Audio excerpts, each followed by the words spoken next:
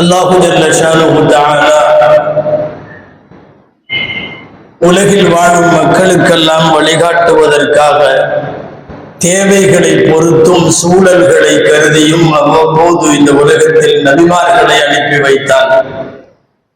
தீர்க்க தரிசிகளாய் இந்த உலகத்தில் வந்தவர்கள் உலகின் பல்வேறு பாகங்களிலும் மக்களுக்கு சமுதாயத்திற்கு தலைமை ஏற்று வழிகாட்டினார்கள். அதே போலத்தான் அல்லாஹுவை நோக்கி மக்களை அழைக்கிற நற்பணியில், அல்லாஹுவை நோக்கி மக்களை ஈர்க்கிற ஆன்மீக அறப்பணிகளில் ஈடுபடுமாறு இறைவன் இறைநேசர்களை உலகத்திற்கு தந்தான். இறைநேசர்கள் என்பவர்கள் அவுலியாக்கள் என்போர் மக்களுக்கு இஸ்லாமிய அழைப்பு கொடுத்தார்கள். இஸ்லாமிய அழைப்பை ஏற்று முஸ்லிம்களாக வாழுபவர்களை, மனிதர்கள் என்கிற நிலையில இருந்தவர்களை புனிதர்களாக மாற்றினார்கள். ரப்போடு நெருக்கத்தை ஏற்படுத்தி தருகிற ஒரு மிகப்பெரிய பணியை இந்த மண்ணில் வலிமார்கள் செய்தார்கள். யார் இந்த இறைநேசர்கள்? குர்ஆன் அறிமுக தோரணையில் அவர்களை இப்படி சொல்லுகிறது: அலா இன்ன அவுலியா அல்லாஹி லா கௌஃபுன் அலைஹிம் வலா ஹும் யஹ்ஸனூன். அறிந்து கொள்ளுங்கள், அல்லாஹ்வினுடைய வலிமார்கள், அவுலியாக்கள், அவர்களுக்கு பயம் இல்லை, அவர்கள் கவலை கொள்ள மாட்டார்கள், அவர்கள் ஈமான் கொண்ட நல்லடியார்கள், அவர்கள் தக்வா என்னும் இறையச்சமுடையவர்கள். இந்த உலகத்திலும் அவர்களுக்கு நல்வாழ்வு உண்டாகட்டும், மறுமையிலும் அவர்களுக்கு நற்சோபனம் உண்டாகட்டும் என்பது குர்ஆன் வலிமார்களை அறிமுகப்படுத்தி பேசுகிற வார்த்தை. இறைநேசர்களின் வரலாறுகள் வாசிக்கப்பட வேண்டும். இறைநேசர்களின் தொடர்புகள் ஊக்குவிக்கப்பட வேண்டும். இறைநேசர்கள் குறித்த நேசம் இஸ்லாமியர்களின் மனதிலே குடிகொள்ள வேண்டும். அல்லாஹுவிற்கு அவர்கள் நேசர்கள் என்றால் கண்டிப்பாக அல்லாஹுவை ஏற்றுக்கொண்ட அடியார்களுக்கும் அவர்கள் நேசர்களாகத்தான் இருக்க முடியும். ஒரு இடத்தில் குர்ஆன் சொல்லுகிறது, கூனு மஅஸ் ஸாதிகீன், நீங்கள் நல்லவர்களோடு, உண்மையாளர்களோடு இருங்கள். இந்த ஆயத்திற்கு விளக்கம் எழுதுகிற திருமுறை விரிவுரையாளர்கள் சொல்லுவார்கள், கூனு மஅஸ் ஸாதிகீன் என்பதற்கு என்ன பொருள்? காலிதூஹும் லிதகூனு மிஸ்லஹும், நீங்கள் நல்லடியார்களோடு, இறைநேசர்களோடு சேர்ந்திருங்கள், கலந்திருங்கள். லிதகூனு மிஸ்லஹும், அவர்களை போல் நீங்கள் ஆகுவதற்காக என்பது திருக்குர்ஆனுடைய தஃப்சீர். வலி என்ற வார்த்தை, அவுலியா என்கிற வார்த்தை, விலாயத் என்கிற வார்த்தை சற்றேறக்குறைய 90 இடங்களில் குர்ஆனில் வந்திருக்கிறது. அல்லாஹ்விற்கு பிடித்து போய்விட்ட இறைநேசர்களை இந்த மண்ணில் மக்கள் எல்லாம் நேசிக்குமாறு இறைவன் செய்து விட்டார். வாழுகிற போதும் அவர்கள் பேசப்பட்டார்கள் என்பதை விட வாழ்ந்து மறைந்து பல்லாண்டுகளுக்கு பின்னாலேயும் இன்றையும் அவர்கள் பேசப்படுகிறார்கள். இருப்பவர்களையே பேசப்படுவதில்லை பல பேர் என்கிற போது, இல்லாதவர்கள் நினைவு கூறப்பட்டு வரலாற்றினுடைய வழித்தடங்களில் எல்லாம் அவர்கள் பேசப்படுகிறார்கள் என்றால், இந்த மண்ணில் அவர்களுக்கான கபூலியத்தை, இந்த மண்ணில் அல்லாஹ் தனக்கான அங்கீகாரத்தை அவர்களுக்கு வழங்கிவிட்டான் என்பதற்கு அதற்கு அர்த்தம். சரி, வலி என்பது யார்? வலி என்பது தோற்றத்தை வைத்து முடிவு செய்வதல்ல. வலி என்றால் இப்படி டிரெஸ் போட்டிருக்க வேண்டும், வலி என்றால் இவ்வளவு தாடி வைத்திருக்க வேண்டும், வலி என்றால் இப்படி புறத்தோற்றங்களின் அடையாளங்களை தாண்டி அகச்சுத்தம் உடையவர்களுக்கு பெயர் வலிமார்கள். வலி என்பதற்கு அரபியிலே 3 அர்த்தம் சொல்லுவார்கள். அரபியனுடைய அகராதியில் அல் விலாயத்து பிமஅனல் கராபத், அல் விலாயத்து பிமஅனல் மஹப்பத், அல் விலாயத்து பிமஅனல் கஃபாலத். வலி என்றால் கராபத், இறைவனுக்கு நெருக்கமானவர் என்று பொருள். வலி என்றால் மஹப்பத், அல்லாஹுவிற்கு நேசர் என்று பொருள். வலி என்றால் கஃபாலத், அல்லாஹ் இவர்களுக்கு பொறுப்பேற்றுக் கொண்டான் என்று பெயர். வலி என்கிற வார்த்தைக்கு இந்த 3 அர்த்தம். அவர்கள் இறைவனின் நெருக்கத்திற்குரியவர்கள் 1, அவர்கள் இறைவனுடைய நேசர்கள் 2, அவர்கள் இறைவனால் பொறுப்பேற்கப்பட்டவர்கள். துஆக்களில் அடிக்கடி பெருமானார் ஸல்லல்லாஹு அலைஹி வஸல்லம் கேட்பார்கள், வத்தவல்லனி ஃபீமன் தவல்லை, யா அல்லாஹ் நீ யாருக்கெல்லாம் பொறுப்பேற்றுக் கொண்டாயோ அவர்களில் என்னையும் நீ பொறுப்பேற்றுக்கொள். வலிமார்கள் இறை நெருக்கத்திற்குரியவர்கள், இறை நேசத்திற்குரியவர்கள், இறைவனுடைய பாதுகாப்பையும் பொறுப்பையும் பெற்றவர்கள். இந்த வலிமார்களோடு தொடர்பில் இருப்பதும், இந்த வலிமார்களோடு தோழமையில் இருப்பதும், அந்த வலிமார்களின் வரலாறுகள் வாசிப்பதும், அந்த வலிமார்களை நேசிப்பதும். நபிமார்களை நேசிக்கிறோம், ரசூல்மார்களை நேசிக்கிறோம், சித்தீக்கீன்களை நேசிக்கிறோம், இறைபாதையில் ஷஹீதான சுகதாக்களை நேசிக்கிறோம். இந்த உலகத்தில் ஒரு முஃமினால் நேசிக்கப்பட வேண்டியவர்களின் பட்டியலில் வருகிறார்கள் அவுலியாக்கள். உலகத்தில் இறைநேசர்கள் என்று அறியப்பட்டவர்களை, அறியப்படுபவர்களை நேசிக்க வேண்டும். நபிகள் நாயகம் ஸல்லல்லாஹு அலைஹி வஸல்லம் அவர்களுடைய துஆக்களில் இப்படி ஒரு வார்த்தை வருகிறது, அல்லாஹும்ம இன்னி அஸ்அலுக ஹுப்பக வ ஹுப்ப மன் யுஹிப்புக. யா அல்லாஹ், நான் எனக்கு உனது பிரியம் வேண்டும், அடுத்து உன்னை நேசிப்பவர்களின் பிரியம் வேண்டும்.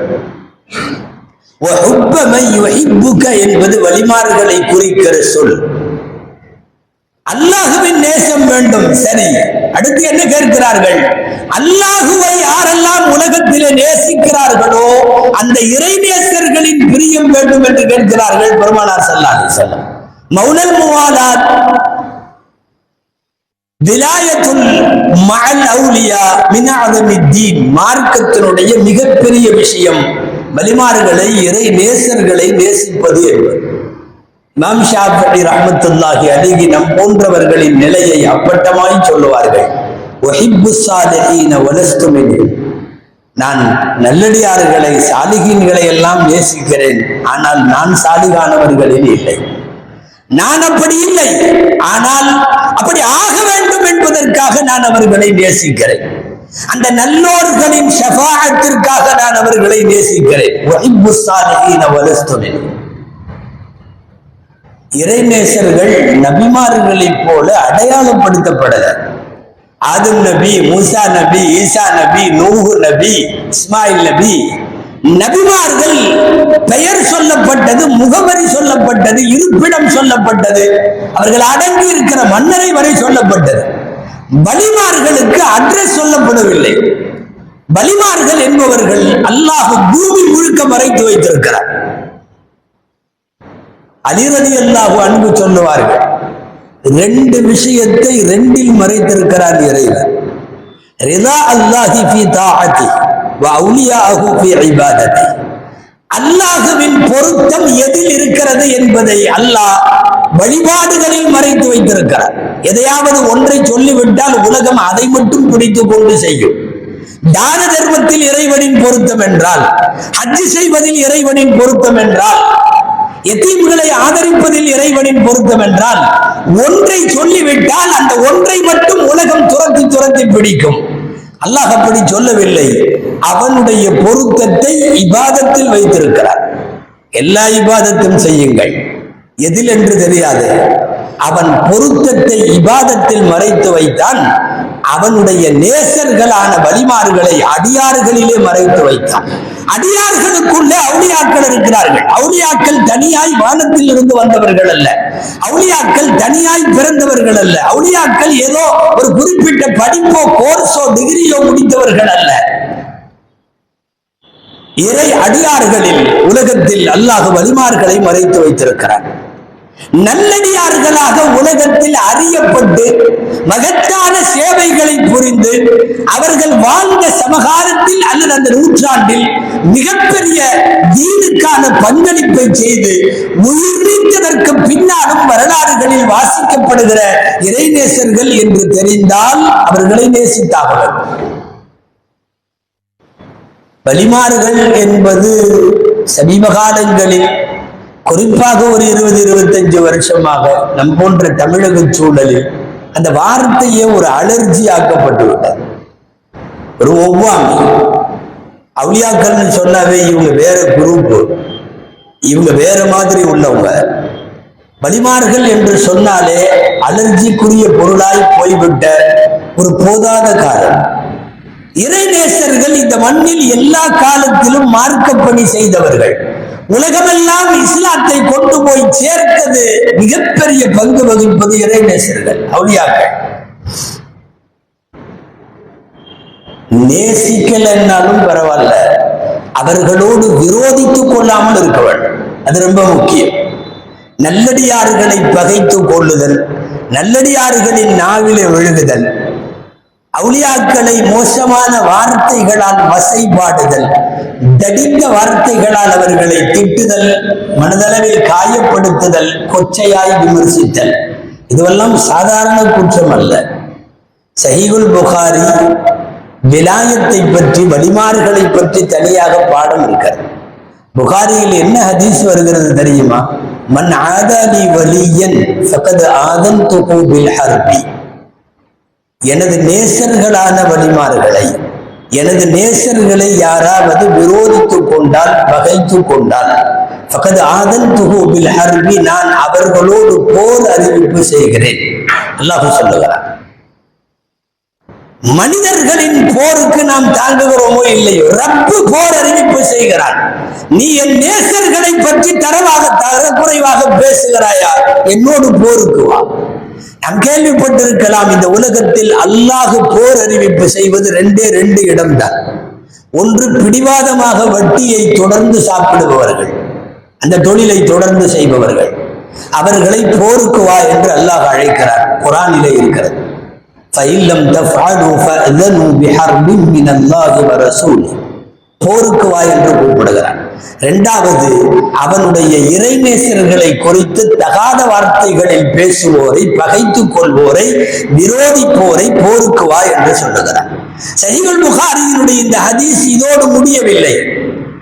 நான் போர் அறிவிப்பு செய்கிறேன் சொல்லிட்டு, ஹதீஸ குதுசி இது, அல்லாஹ் பேசுவதாய் பெருமானார் ஸல்லல்லாஹு அலைஹி வஸல்லம் சொல்லுகிறார்கள். மாயஸாலுல் அப்து யதகர்ரபு இலைய பின் நவாஃபில். ஒரு மனிதன் உபரி வணக்கங்களின் மூலம் என்னை நெருங்கிக் கொண்டே வருவான். ஹத்தா உஹிப்புஹு, கடைசியில் நான் அவனை நேசித்து விடுவேன். இறை நேசனாக அவர் மாறி விடுவார். ஃபைதா அஹ்பப்துஹு, நான் அவரை நேசித்து விட்டால், அவர் என்னை நேசித்து விட்டால் என்ன நடக்கும்? குந்து சமஅஹு அல்லதி யஸ்மஉ பிஹி, அவர் கேட்கிற கேட்பாய் நான் ஆகிவிடுவேன். வ பஸரஹு அல்லதி யப்ஸுரு பிஹி, அவர் பார்க்கிற பார்வையாய் நான் மாறி விடுவேன். வ யதஹு அல்லதி யப்திஷு பிஹா, அவர் விரிக்கிற கையாய். வ ரிஜ்லஹு அல்லதி யம்ஷி பிஹா, அவர் நடக்கிற காலாய் நான் மாறி விடுவேன். வ இதா சஅலனி உதி, அவர் என்ன கேட்டாலும் நான் தருவேன். இறைநேசர்களை குறித்து மிகவும் பெருமிதமாக பேசப்படுகிற புகாரி ஷரீஃபினுடைய வார்த்தை இது. அன்பிற்குரியவர்களே, இன்றைக்கு ரபியுல் அவ்வல் பிறை 11. இந்த உலகத்தில் மகத்தான பங்களிப்பு செய்த மிகப்பெரிய வலிமார்களின் தலைவராய் அறியப்படுகிற முஹியுத்தீன் அப்துல் காதர் ஜீலானி கத்தஸல்லாஹ் அவர்கள் பிறந்த நாள் என்று ரபியுல் ஆஹிர் பிறை 11. எக்கச்சக்கமான சேவைகளை சுமார் 90 வயதுக்கு மேல் வாழ்ந்த அவர்கள் நிறைய இந்த சமுதாயத்திற்கு செய்தார்கள். வலிமார்களின் ஒரு பெரிய பட்டாளத்தை இந்த உலகத்தில் உருவாக்கியவர்கள் அவர்கள். மார்க்க கல்விக்கு மகத்தான பங்களிப்பு செய்த உலகத்தில் பன்னூற்றுக்கணக்கான இல்லை பல்லாயிரக்கணக்கான ஆளுங்களை அவனிக்கு அழைத்த மிகப்பெரிய மேதையவர்கள். தாயும் தந்தையும் 2 பேரும் ரசூலுல்லாஹ்வுடைய வம்சத்தில் வருவதால் பெருமானார் ஸல்லல்லாஹு அலைஹி வஸல்லத்தினுடைய பேரப்பிள்ளை அவர்கள். அவர்களுடைய தாய் அவர்களை பெற்றெடுக்கிற போது தாய்க்கு வயது 55க்கு மேல். அது குறைஷி குலத்தினுடைய பெண்மணி என்பதால் வரலாறுகளில் இப்படி ஒரு செய்தி உண்டு. குறைஷி குல பெண்மணிகள் மட்டும்தான் 55 வயதும் 60 வயது ஆகிற போது கூட அவர்கள் குழந்தை பெற்றிருக்கிறார்கள். அந்த அடிப்படையில் முஹித்தீன் அப்துல் காதர் ஜீலானி அவர்களினுடைய தாய் அந்த முதுமையில் முஹித்தீன் அப்துல் காதர் ஜீலானி அவர்களை பெற்றெடுத்தார்கள் என்பதல்ல, உலகத்திற்கு ஒரு மகனை பெற்றெடுத்தால் ஒழுக்கத்தோடு பண்பாடுகளோடு மார்க்க விழுமியங்களோடு எப்படி வளர்க்க வேண்டும் என்பதற்கான உலகத்தின் மிகச்சிறந்த முன்மாதிரி தாய் முஹித்தீன் அப்துல் காதர் ஜீலானி அவர்களுடைய தாய். மார்க்க கல்வி கற்க போகிறாய். நீங்கள் கேள்விப்பட்ட சம்பவம் தான், அடிக்கடி கேள்விப்பட்டிருப்பீர்கள். 40 தங்க காசுகளை கையை வைத்துக் கொள், வாழும் காலமெல்லாம் இனி நீ என்னை சந்தித்தாலும் சந்திக்காவிட்டாலும் மார்க்க கல்வி படிக்க போகிற நீ பொய் மட்டும் பேசாதே என்று வாக்குறுதி வாங்கி அனுப்பி வைக்க, இவர்கள் போகிற குழுவை கொள்ள கூட்டத்தினர்கள் பிடித்துக் கொள்ள இருப்பதையெல்லாம் பிடுங்கிக் கொண்டு இந்த ஓதர பையனிடம் என்ன இருக்க போகிறது என்று நினைத்தார்களோ என்னவோ, போகிற போக்கில் கேட்டார்கள், ஒன்ற என்ன இருக்கு? 40 தங்க காசு இருக்கிறது. இந்த கூட்டத்திலேயே யார்கிட்டையும் அவ்வளவு இல்லை.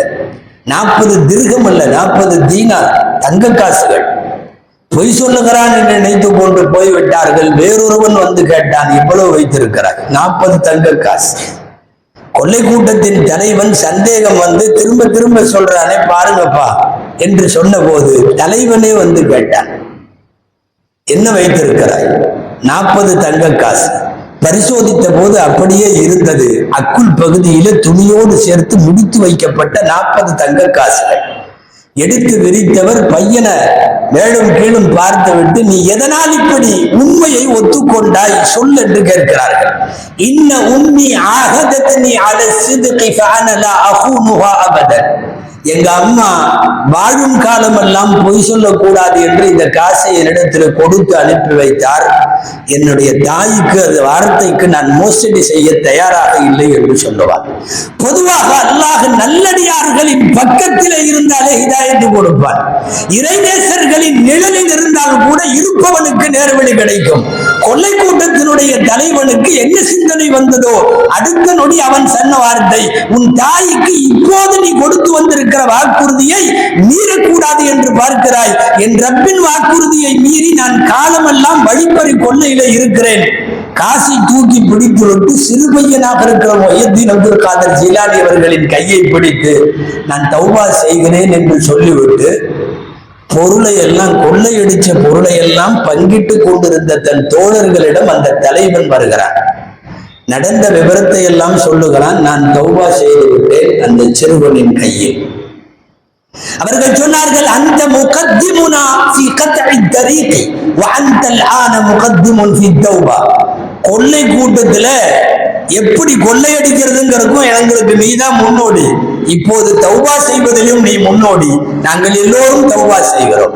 முஹித்தீன் அப்துல் காதர் ஜீலானி அவர்கள் எழுதுகிறார்கள், ஃபஹும் அவ்வலு மன் தாப அலைய. என் வாழ்க்கையில் என்னுடைய கையால் தௌபா செய்த முதல் கூட்டம் இந்த கூட்டம். ஒரு கொள்ளை கூட்டம் ஒரு 10-12 வயது பாலக பருவத்தில் இருக்கக்கூடிய பையனிடத்திலே வாழ்நாள் தவறுகளை ஒப்புக்கொண்டவர்கள் திருந்துகிற இந்த மாபெரும் நிகழ்விலே இருந்து தொடங்குகிறது அவர்களின் 90 ஆண்டு கால சமுதாய பணி. வழிநெடுகிலும் மகத்தான சேவையாற்றியவர்கள். நான் அவர்களை மட்டும் சொல்லவில்லை, மண்ணிலே வாழ்ந்த வழிமார்கள் எல்லாம். தயவு செய்து தவறாக அவர்கள் குறித்த ஒரு அலர்ஜி திட்டமிட்டு கட்டமைக்கப்பட்டிருக்கிறது. அந்த மாயையில இருந்து வெளியே வர வேண்டும். இறைநேசர்கள் என்பவர்கள் இந்த மண்ணில் முஸ்லிம்களால் மதிக்கப்பட வேண்டியவர்கள், கொண்டாடப்பட வேண்டியவர்கள். பள்ளிவாசலிலே அவர்கள் உரையாற்றுவார்கள், பள்ளி நம்பிவிட்டது, பத்தவில்லை. எனவே ஒரு மிகப்பெரிய மதரசாவினுடைய ஹாலில வைத்து நடத்தினார்கள், அதுவும் நம்பிவிட்டது. கடைசியில தெருவில போட்டார்கள். தெருவில யாரும் நடக்க முடியாத அளவுக்கு கூட்டம். அவர்கள் ஆன்மீக உரை கேட்க கடைசியில ஈதுகா மைதானத்தில் வைத்தவர்கள் பேச துவங்கினார்கள். வாரத்திலே 3 நாட்கள். அவர்களுடைய மூத்த மகன் ஷேக் அப்துல் வஹாப் ரலியல்லாஹு அன்ஹு, ஷேக் அப்துல் வஹாப் ரஹ்மத்துல்லாஹி அலைஹி அவர்கள் அறிவிக்கிறார்கள், 70,000 பேர் அந்த மைதானத்தில் ஒவ்வொரு சொற்பொழிவிலும் இருப்பார்கள். மைக் இல்லாமல் அவர்கள் பேசிய பேச்சு முந்திய சப்பை போட 70,000ஆவது அமர்ந்திருப்பவருக்கும் கேட்டது. அது கேட்க வைப்பவன் அல்லாஹ். எப்படி கேட்கும்? 700 பேருக்கே முதல்ல மைக் இல்லாம கத்த முடியாது. 70,000 பேருக்கும் கேட்டது.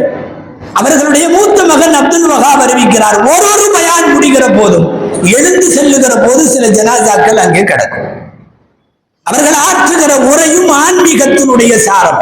முஹித்தீன் அப்துல் காதர் ஜீலானி அவர்களை எல்லாம் நீங்கள் ஏன் ஆண்டுதோறும் போட்டு பேசுகிறீர்கள்? வாய்ப்பு கிடைக்கிற இஸ்லாமிய மேடைகள் எல்லாம் அவர்களை புகழாரம் சூட்டவும் அவர்களை நினைவு கூறுவதற்குமான காரணம் இந்த மண்ணில் அவர்கள் ஆற்றிய சேவை. அதுவும் இந்த நேரத்தில் அரபகத்தினுடைய ஒரு ஓரப்பகுதியில் பலஸ்தீனத்தில் மக்கள் கொத்து கொத்தாய் கொன்று குவிக்கப்படுகிற இந்த நேரத்தில் முஹித்தீன் அப்துல் காதர் ஜீலானி அவர்கள் நமக்கு முக்கியம். ஏன் தெரியுமா? ஒவ்வொரு ஆண்டும் 3000 மௌலவிகளை அவர்கள் உருவாக்கினார், ஓதி கொடுத்து உருவாக்கினார்கள். 3000 பேருக்கும் அவர்கள் பட்டம் வாங்கி ஆலிம்களாய் வெளியே சொல்லுகிற போது முஹித்தீன் அப்துல் காதர் ஜீலானி போட்ட நிபந்தனை என்ன தெரியுமா? நேராக போய் மஸ்ஜிதுல் அக்ஸாவை மீட்கிற போராட்டத்தில் நீங்கள் கலந்து கொள்ள வேண்டும். பைத்துல் முகத்தஸை மீட்கிற காலம் கடந்த நீண்ட பாரம்பரியத்திற்குரிய அந்த போராட்டத்தில் அவர்கள் வாழ்ந்த காலத்தில் முஹித்தீன் அப்துல் காதர் ஜீலானி முன்னணி தலைவர். நமக்கெல்லாம் வரலாறு தெரியும். கடந்த வாரத்திற்கு முந்தைய வாரம் இந்த ஜும்மாவிலே சொன்னோம், சுல்தான் சலாஹுத்தீன் அய்யூபி மஸ்ஜிதுல் அக்ஸாவை எப்படி மீட்டார்கள் என்று சொன்னோம். சுல்தான் சலாஹுத்தீன் அய்யூபி அவர்கள் மஸ்ஜிதுல் அக்ஸாவை இந்த பலஸ்தீனத்து மண்ணில் அவர்களின் கையில இருந்து பைத்துல் முகத்தஸை அவர்கள் மீட்கிற போது பின்னாடி தளபதிகள், ஆக பெரிய ராணுவ தளபதிகள் 2 பேர். ஒன்னு அல்லாமா இப்னு குதாமா அல் ஹம்பலி ரஹிமஹுல்லாஹ், அவர்தான் தலைமை சீஃப் கமாண்டர் அவர். அடுத்து இன்னொருவர் அப்துல் கனி அல் மக்தசி என்பது அவர்களின் பெயர். இந்த 2 பேர் தான் மிகப்பெரிய ராணுவ தளபதிகள். இந்த 2 பேரையும் ஓத வைத்து உருவாக்கி அனுப்பி வைத்தது முஹித்தீன் அப்துல் காதர் ஜீலானி கத்தஸல்லாஹு ஸர்ரஹுல் அஸீஸ். சொல்லுகிறார்கள், நாங்கள் 400 பேர் இருந்தோம். யாருக்கு பின்னால்? சுல்தான் சலாஹுத்தீன் அய்யூபிக்கு பின்னால். எங்களுடைய 400 பேருடைய விலாசம் என்ன தெரியுமா? நாங்களெல்லாம் பகதாதிலே முஹித்தீன் அப்துல் காதர் ஜீலானி கத்தஸல்லாஹ் அவர்களிடத்தில் ஓதிவிட்டு நாங்கள் வந்தோம். முஹித்தீன் அப்துல் காதர் ஜீலானி கத்தஸல்லாஹ் வாழுகிற காலத்தில் வாழ்ந்தது என்னவோ 90 ஆண்டுகளாக இருக்கலாம், 93 ஆண்டுகளாக இருக்கலாம்.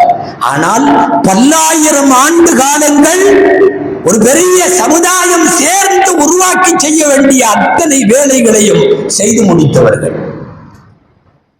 பசித்தவர்கள் யார் போனாலும் வயிறு நிரம்பாமல் அங்கிருந்து வர முடியாது. அல்லாஹ் அப்படி ஒன்றை சொன்னார். அவர்கள் சொல்லுகிறார்கள், நான் எல்லா அமலையும் அலசிட்டேன், எல்லா அமலையும் அலசிட்டேன். அமல்கள்ல பசித்தவர்களுக்கு உணவு கொடுப்பதை விட சிறந்த ஒரு அமலை நான் இஸ்லாத்திலே பெறவில்லை. சொல்லுவது முஹித்தீன் அப்துல் காதர் ஜீலானி கத்தஸல்லாஹ். ஒரு பசித்தவனுடைய வாய்க்கு நீ தருகிற ஒரே ஒரு கவலம், 1000 பள்ளிவாசலை கட்டுவதை விட அது சிறந்தது. ஒரே ஒரு ஏழையினுடைய பசித்தவனுடைய வயிற்றுக்கு நீ கொடுக்கிற உணவு கஅபத்துல்லாஹ்வுக்கு உனது கையாலே விரிப்பு வாங்கி போடுவதை விட அது சிறந்தது. சொன்னவர்கள் முஹித்தீன் அப்துல் காதர் ஜீலானி. ஆன்மீகம் என்றால் என்ன என்கிற பாடம் அவர்கள் சொல்லி தந்தது. தங்களிடத்தில் ஓதியவர்களை எல்லாம் மாணவர்களாய் மட்டுமல்ல, ஆலிம்களாகவல்ல, இந்த உலகத்தினுடைய பற்றற்ற ஏறத்தாழ துறவிகளைப் போல ஆன்மீக இறைநேசர்களாக மாற்றினார்கள். எல்லா மாணவர்களுக்கும் சொல்லுவார்கள், அஹ்ருஜு துன்யா மின் குலூபிக்கும் இலா ஐதீக்கும் ஃபஇன்னஹா லா ததுர்ருக்கும். துன்யாவை கையில வச்சுங்க, எந்த தொந்தரவும் பண்ணாது. கல்புக்கு கொண்டு போயிடாதீங்க.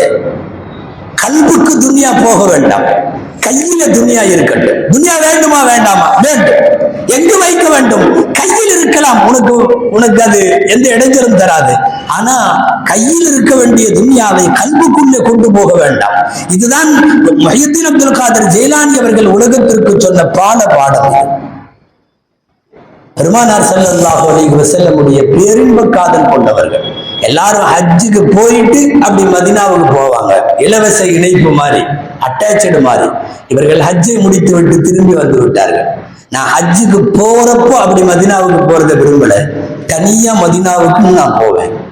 திரும்பி வந்துவிட்டு பகதாதிலே இருந்து மீண்டும் ஒரு முறை பயணப்பட்டு நடந்தே போய் மதீனாவினுடைய ரசூலுடைய ரவுதாவில் அவர்களுடைய பாட்டனார் பெருமானார் ஸல்லல்லாஹு அலைஹி வஸல்லமை சந்தித்து ஜியாரத்து செய்தார்கள் என்று பார்க்கிறோம்.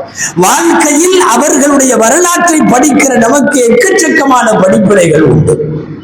சுருக்கமாய் வலிமார்களை நேசிக்க வேண்டும், வலிமார்களின் தோழமை வேண்டும், வலிமார்களுடைய துஆக்கள் வேண்டும்.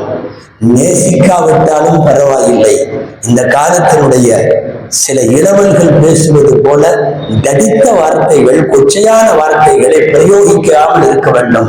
காரணம், இந்த மண் நிலைத்திருப்பதற்கு பல்வேறு காரணங்களில் ஒன்று அல்லாஹ்வுடைய நேசர்கள் நிலை பெற்றிருப்பதுதான். அல்லாஹ் ஜல்ல ஷானுஹு தஆலா அவர்களை நேசிக்கிற மக்களின் பட்டியலில், அவர்களின் துஆவை பெற்ற மக்களின் பட்டியலில் அல்லாஹ் நம்மையும் சேர்த்தருவானாக. ஆமீன்.